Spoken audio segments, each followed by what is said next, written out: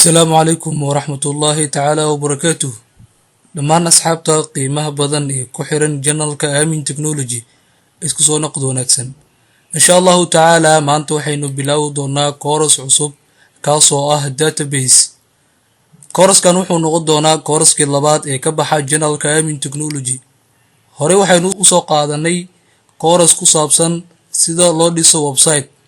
fadlan haddii aad danaynayso dib u laabo janalka soona daawo cashiradaas. intaynu u gudagelin kooraskan ugu horeyn maxay tahay sababta aan u baranayo database. sida aynu wada ognahay kambani kasta waxbuu soo iibsadaa waxna waa iibiyaa. marka si aysan u lumin xogta kambani ah waxaa qasab ah inay ka shaqeeyaan dad yaqaano sida loo maamulo database-ka. waxaan kuu damaanad qaadayaa haddii aad kooraskan nala dhamaysato inaad noqoto qof maamuli karo dhammaan kambani kasta database-kiisa. waa maxay database? database waa organized collection logical rated data. waa inaad habaysid soo aruuridid xog ay ka dhexayso xiriir. sidoo kaleeto waxaynu ku qeexi karnaa database waxaynu u kala qaadaynaa labo: data iyo base. waa data xogtii iyo nidaamkii aad u maamul lahayd ayaa waxaa loo yaqaanaa database. si aan u maamulo databaseska waxaa jiro luqado kala duwan oo loo isticmaalo database. anaga waxaan isticmaali doonaa hadduu alla idmo SQL language. haddaba waa maxay SQL language? SQL language waa programming language taasoo loo isticmaalo inaa lagu maamulo databaseska xiriirka ka dhexeeyo. si aan SQL u isticmaalo waxaa shardi ah inaan helo meel aan xogtaas ku baraatigareeyo nana ku keydsado. haddaba waxaan isticmaali doonaa editor loo yaqaano ama software loo yaqaano SSMS, waxaana loo soo gaabiyey SQL Server Management Studio. softwarekan wuxuu naga caawi doonaa wax kasta oo la xiriiro SQL-ka inaanu ku baraatigareyno. haddaba sidee loo soo degsadaa SQL iyo softwareka lagu magacaabo SSMS? waxaa soo kacsan doontaa Chrome-ka. kadib waxaynu qoraynaa SQL Server. markii aad qorto SQL Server linkiga ugu horeeya kuu soo baxo ay ku qoran tahay SQL Server download kili ku dheh. markaynu doorno linkigaas waxaa noo soo bixi doono interfacekan. waxaynu aadi doonaa qaybta hoose interfaceka. markaynu hoos u soconno waxaynu dooran doonaa Express. sidaa ujeedid meeshan wuxuu ka kooban yahay Express iyo developer. anaga hadda waxaynu soo degsan doonaa Express. download now.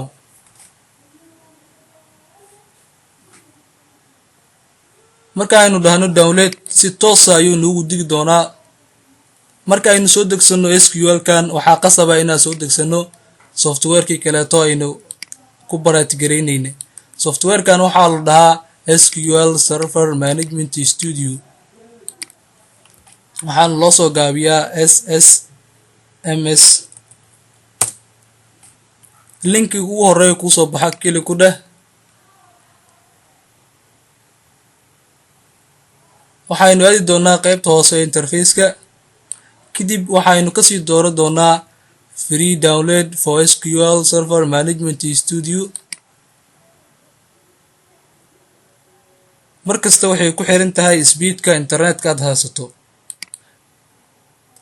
sida ujeedid size-kiisa waa 677. marka waxaynu isku soo laaban doonaa hadduu alla idmo marka uu downloadka dhamaado. sida aad u jididba labadii software waa noo soo degeen.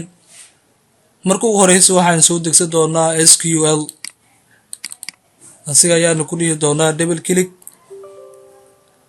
yes ayaanu kasii dooran doonaa.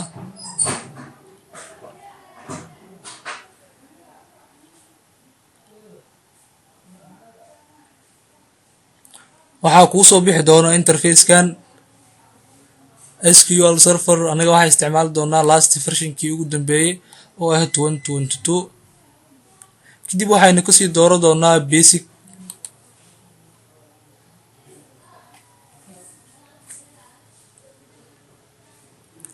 kadib waxaynu dhihi doonaa accepted. waxaynu sii dooran doonaa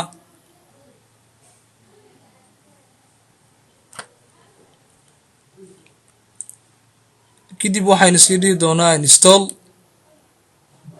install markaynu dhahno wuxuu noo dhammayn doonaa processkan. markasta waxay ku xiran tahay speedka computerkaada. marka uu dhammeeyo ayaanu isku soo laaban doonaa insha allah. marka uu noo dhammeeyo processka horeeto kadib wuxuu noo gudub doonaa processkan asigana insha allah. processka markuu dhamaado ayaanu isku soo noqon doonaa.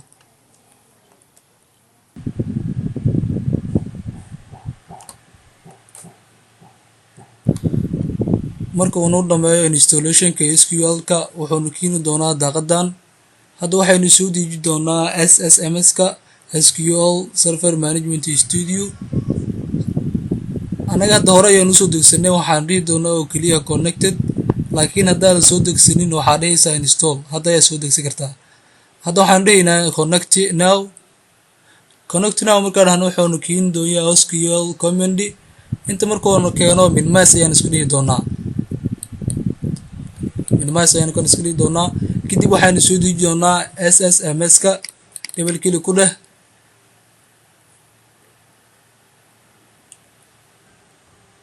kadib yes ayaa dhihi doontaa. yes marka dhahdid wuxuu keeni doonaa daaqadan kaleeto. install ayaa dhehaysaa. install marka dhahdid waxaa la rabaa inuu processkan dhameeyo. waxaynu isku soo laaban doonaa markuu noo dhameeyo processkan insha allah. marka uu kuu dhameeyo processka wuxuu keeni doonaa qaanadan. wuxuu ku dhihi doonaa setup completed oo lagu dhammaystiray. minimize ayaan iska dhihi doonaa. hadda SQL-kii wuxuu keeni doonaa qaanadan. wuxuu ku dhihi doonaa setup completed oo lagu dhammaystiray. minimize ayaan iska dhihi doonaa.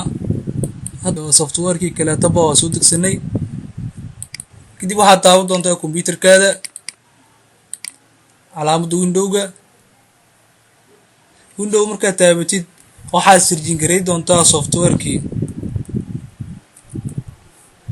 sida ujeedidba software-ka waa kana waa soo degsanay. asiga ayaa soo kici doontaa open.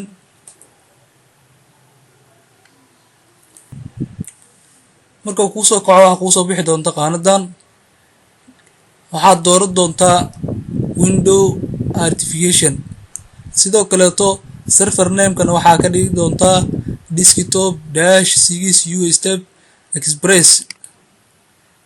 ama waxaad dooran kartaa browserka ayaa dooran kartaa hadduu mid kuu samaysan jiro, laakiinse waxaa kuula talinaya inaad isticmaashid kan defaultiga oo asigu siiyey. type namekana wuxuu noqon doonaa database engine, halka server name uu yahay intan. sidoo kaleeto authenticationka waxaa isticmaalaysaa window authentication. kadib waxaad ku dhihi doontaa connect.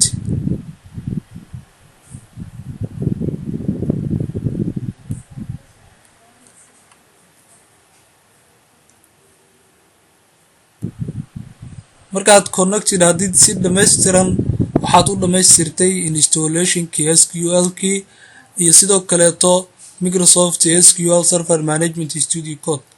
insha allahu tacaala cashirkan cashiradii xiga waxaynu ku qaadan doonaa horay management studio code. insha allahu tacaala cashirkan cashiradii xiga waxaynu ku qaadan doonaa horay ayaanu sii gudageli doonaa kooraska. markaysla socod wanaagsan insha allahu tacaala.